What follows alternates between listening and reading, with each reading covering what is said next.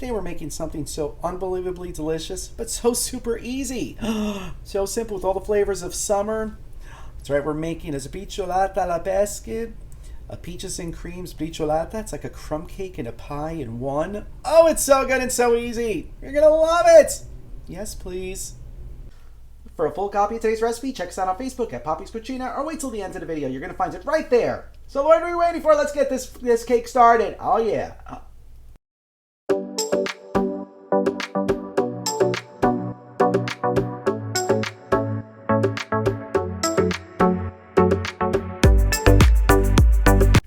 Alrighty, so the first thing you're going to do in a large bowl, you're going to add 2.5 cups of all-purpose flour, 3/4 of a cup of granulated sugar, half a teaspoon of salt, along with 1 teaspoon of baking powder. So I'm just going to mix this up quickly, just till all the ingredients are fully incorporated.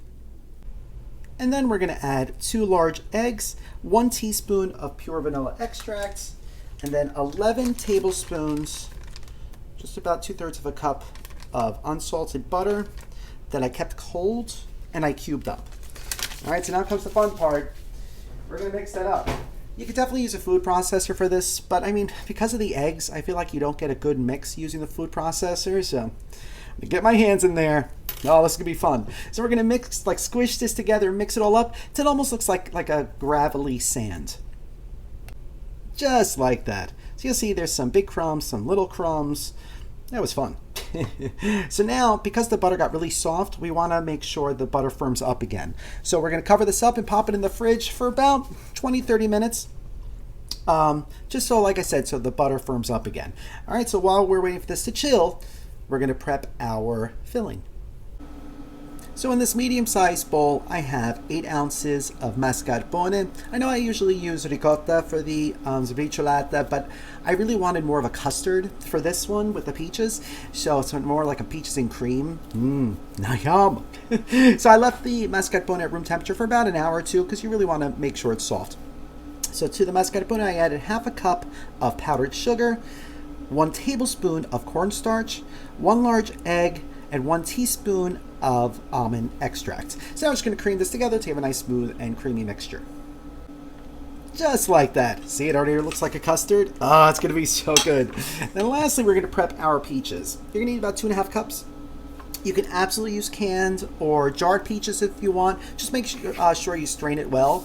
But we're smack in the middle of peach season, so I'm using fresh. Ah, they smell so good. I want to bite into it, but oddly enough, I'm allergic. But I can eat them if they're cooked, so I'm good. So what we're going to do is we're going to peel them, cut them in half, and then slice them up. Just like that. Boy, were they juicy. All right, so now we're ready to build our sbriciolata. Fun! Now would be a good time to preheat your oven to 350 if you didn't already. All right, so now here I have my 9-inch springform pan. I lined it with a sheet of parchment paper, and I sprayed it thoroughly with some nonstick cooking spray. So now we're going to take 2/3, doesn't have to be the exact science, roughly 2/3 of the crumb mixture. See? All right, and now we're going to press this to the bottom. You want to leave about a 1/2 inch, like a 1/2 inch crust on the bottom, and then about 1 inch up the sides. All right, so we're just going to keep on pressing away. See, this is why you wanted the butter to be cooled again, because if you were trying to do this, it would just be a big thing of mush. All right, so this is kind of fun too. It's like building a sandcastle. All right, so we're going to keep doing that. Just like that. And you'll also see I lined the bottom of this pan with a sheet of heavy-duty foil. There's a lot of butter in this recipe, and as the butter melts, it's going to want to go somewhere, and you don't want that where to be the bottom of your oven. So this will keep it all in there. If you're using regular foil, you might want to do 2 sheets. So first thing we're going to do now is we're going to spread this beautiful mascarpone cream right on the bottom. Just want to get it nice and even. Look how luscious that is. Oh, it's going to be so good. I can't wait. Next up, we're going to add our sliced peaches. You can arrange them nice. You can just throw them in, whatever you want. You just want to make sure that each slice that you make has a nice, juicy peach in there. So we're just going to continue to arrange it. And lastly, we're going to add our crumb mixture. You can do small crumbs, you can do big crumbs, you can do no crumbs, you can do one giant crumb. You don't want to do one giant crumb. That'll just turn hard on you, and it would look very funny, but just big old crumb meatball in the middle.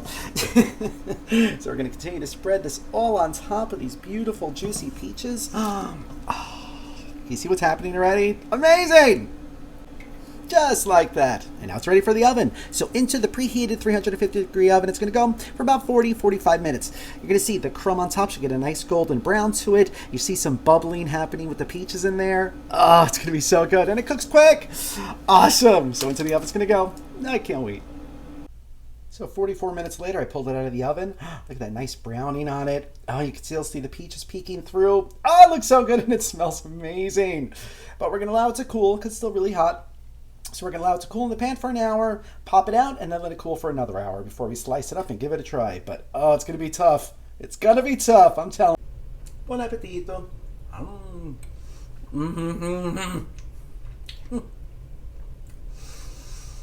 It is so moist, so unbelievably creamy. You get those beautiful hits of the peaches, little hints of the almond. But it's just so creamy and that beautiful crumb. Oh, it's so good and it's so easy. You got to try this recipe. You're going to love it. Absolutely love it. But I would recommend keeping it for a really long time. So if you try this recipe, let us know. Thank you so much for watching. Love you guys. If you like this video, be sure to subscribe to our YouTube channel at Poppy's Cucina. Thanks. This contest is stressing me out. I need some peace of mind.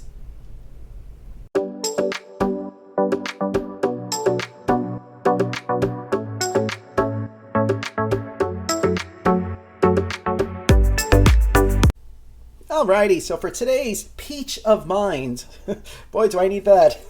We're going to start with 1.5 ounces of peach schnapps,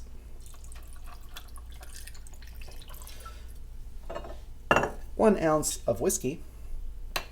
Almost out. Do I have enough? Perfect. Phew. I'm going to do 1 ounce of amaretto.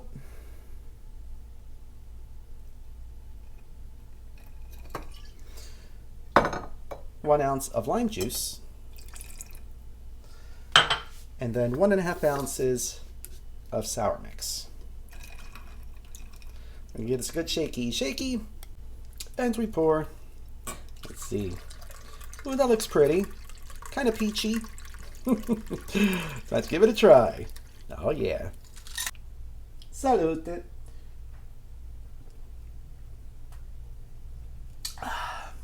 Oh. That's just fabulous. You get the peach, it's sour, you get a little bit of the whiskey, you definitely get the smooth amaretto finish. Oh, this is amazing. This is such a great summer cocktail, and hopefully it'll give me some peace of mind. So thank you so much for watching. If you try this drink, let us know. If you tried that incredible Sbriciolata alle Pesche, let us know that too. You will love it. So good. So good. We'll see you again soon. I love you guys. Keep voting. Love you. Mwah.